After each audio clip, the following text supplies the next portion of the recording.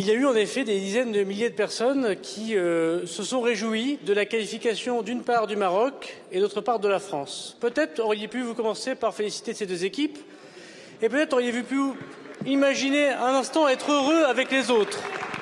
Moi, je vous encourage, Madame la députée, d'être heureux avec notre peuple, de nous satisfaire en effet que l'équipe du Maroc soit qualifiée pour une demi-finale de Coupe du Monde.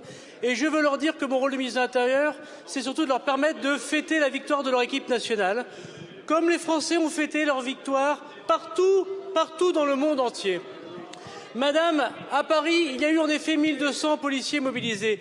Et il y a eu trois vitres qui ont eu des bris de glace sur les Champs-Élysées. 3 vitres, quand il y a eu 20 000 personnes qui étaient au rendez-vous, et 3 scooters qui ont connu des dégradations. Voilà la vérité des chiffres à Paris. Et il y a eu 107, c'est vrai, interpellations, dont je constate que vous n'avez pas précisé que les 3/4 d'entre eux étaient des citoyens français. Vous ne l'avez pas précisé. Et d'ailleurs, je remercie monsieur le garde des Sceaux. Oui, parce que votre question était placée de telle sorte que manifestement c'était les Marocains les responsables. Donc je voudrais ici vous le préciser.